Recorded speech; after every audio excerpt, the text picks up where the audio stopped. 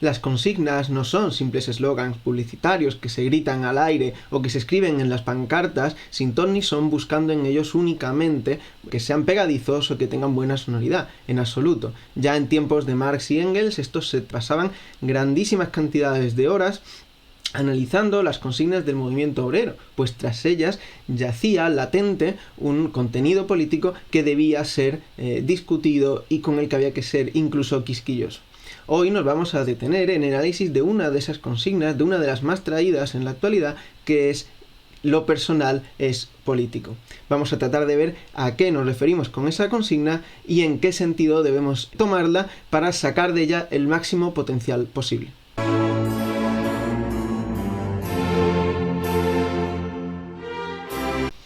Hola, muy buenas a todos y todas, bienvenidos una semana más al canal. Inauguramos nuevo curso político y lo hacemos con un contenido poco frecuente en el canal, que es un vídeo de carácter más escueto y espero mucho más pedagógico.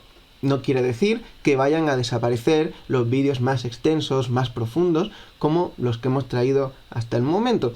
Sin embargo, sí me gustaría ir complementando ese tipo de contenido con otro un poco más accesible, un poco más, me lo pedís mucho, introductorio.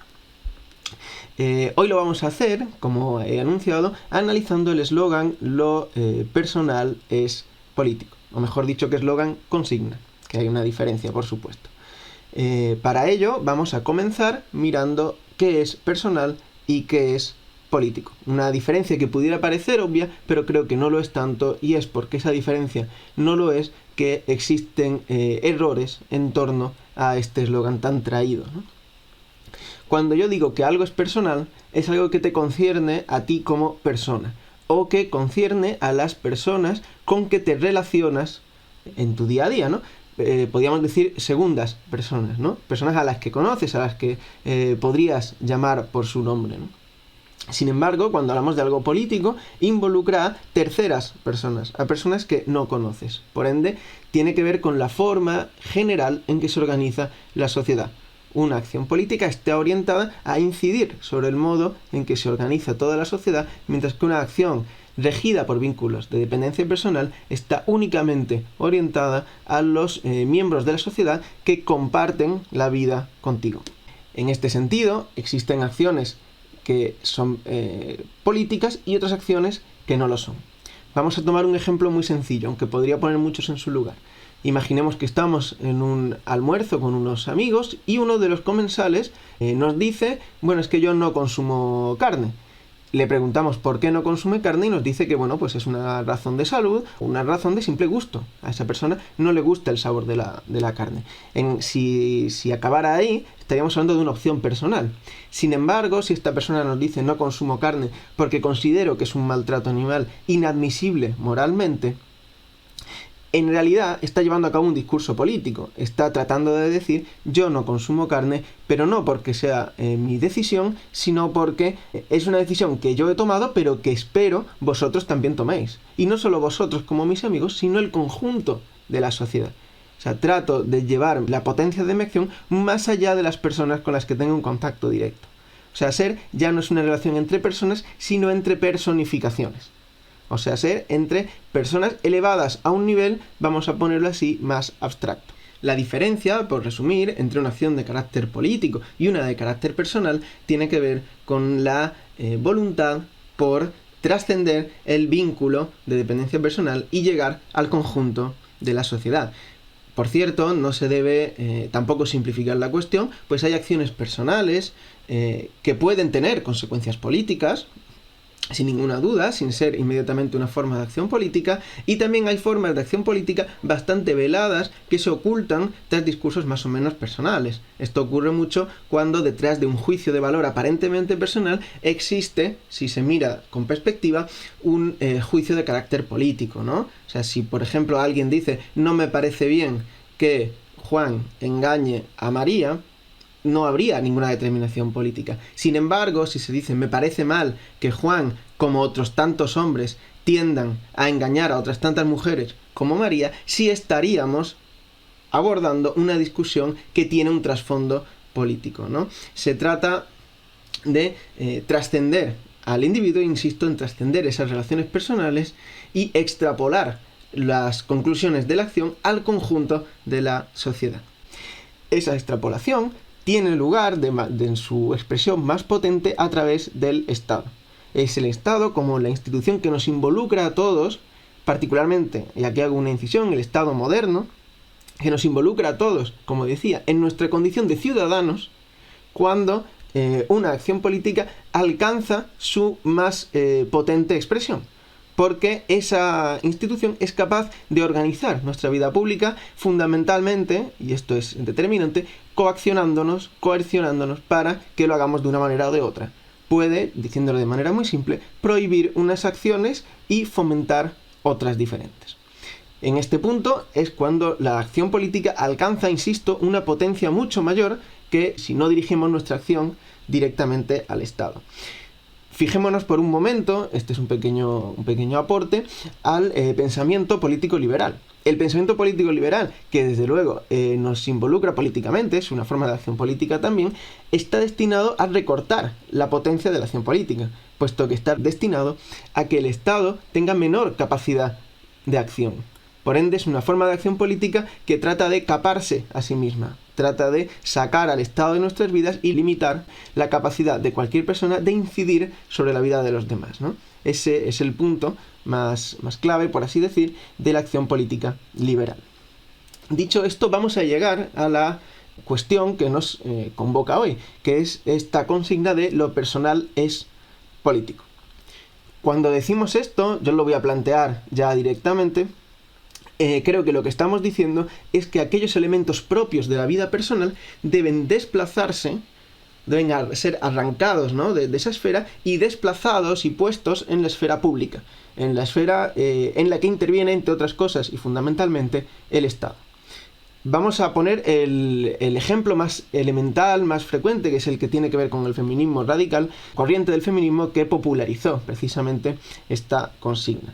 Betty Friedan, en un libro canónico, dijo en su primer capítulo que existe un malestar que no tiene nombre. Ese malestar que no tiene nombre hacía referencia al malestar que sufren fundamentalmente las mujeres en sus familias, que están totalmente limitadas en su acción personal, en su vida personal, por la acción de sus maridos. Son dependientes económicamente, están sufriendo violencia en el seno del hogar. Y claro, planteaba, esto no es una violencia que yo sufra solo, sino que mi vecina lo sufre también, y decenas, cuando no miles, si es que no millones, de mujeres están sufriendo en el país e incluso en otros países ese mismo malestar. Un malestar que todavía, dicen, no tenía nombre.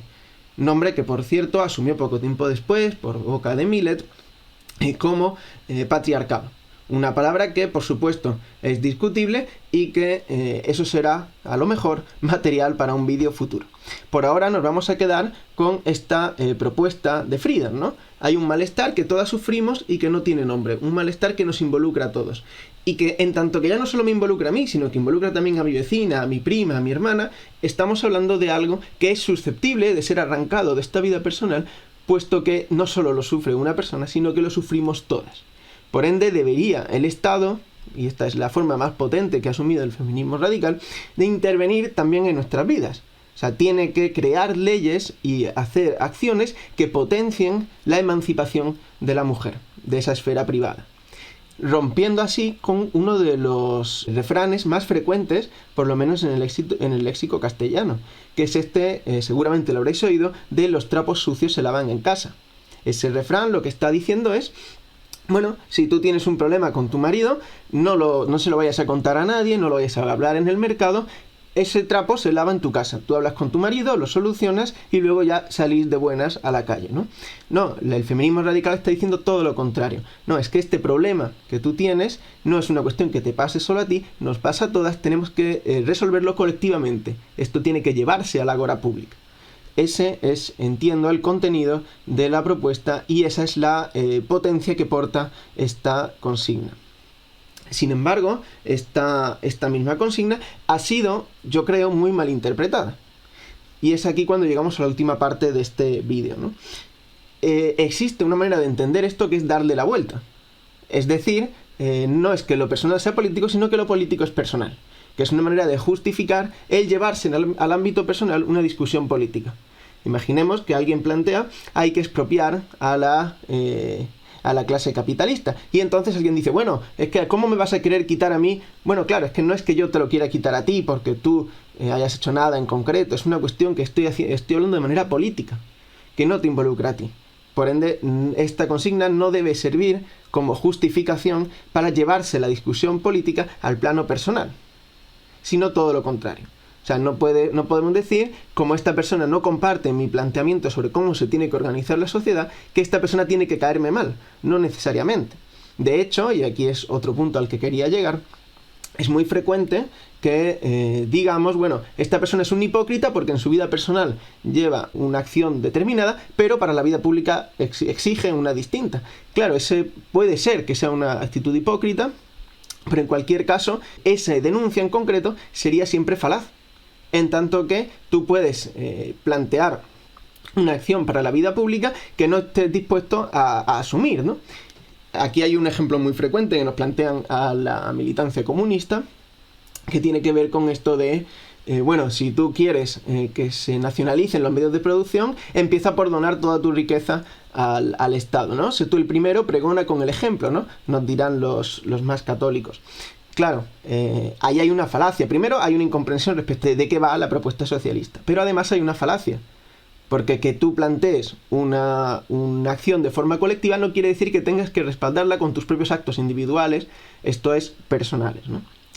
Pero esta misma consigna de lo personal es político nos lleva a otro problema, que tiene que ver con la malinterpretación que surge del verbo ser.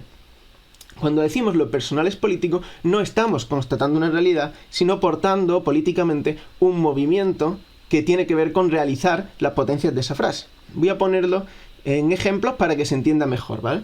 Imaginemos otra consigna muy frecuente. Una mujer trans es una mujer. Con esa consigna no estamos constatando una realidad. Si estuviéramos constatando una realidad, estaríamos diciendo que no existe la transfobia. Porque estaríamos diciendo, no, es que una mujer trans ya es una mujer. En realidad no.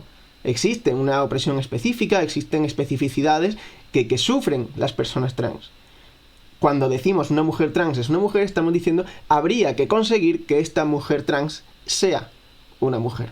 Lo mismo pasaría cuando le decimos, en este caso más tal vez a los niños, las mujeres y los hombres son iguales. Claro, no estamos constatando una realidad. De ser así, no tendría sentido la lucha política feminista. Ya somos iguales. En realidad lo que estamos diciendo es debes tratar a las mujeres y los hombres como si fueran iguales. Porque tienen potencialidades para serlo, porque estamos llevando a cabo una lucha cuyo objetivo es que lo sean. Lo mismo se aplicaría a lo personal es político. No es que ya inmediatamente todo lo personal sea político, sino que nuestra lucha debe ir enfocada a que los elementos que están en la vida personal, como digo, se eleven a la vida política. Quiere decir, por concluir, que hay que llevar a la palestra cuestiones como la violencia de género, violencia machista, que no violencia doméstica. Se nota el matiz, ¿no? Lo doméstico es relacionado a lo personal, lo de género o lo machista es relacionado con lo político. Eso es lo que quiere decir esta consigna y no otras tantas cosas como en algún momento he llegado a oír que quiere decir que tienes que cuidar a tus amigos y que eso es una acción política. No, es una acción absolutamente deseable, como la que más, pero en absoluto política. Nada más, en principio con esto voy a terminar el vídeo, espero haber contribuido a clarificar la cuestión con una posición que es la que defiendo, que por supuesto no es personal, sino que es política.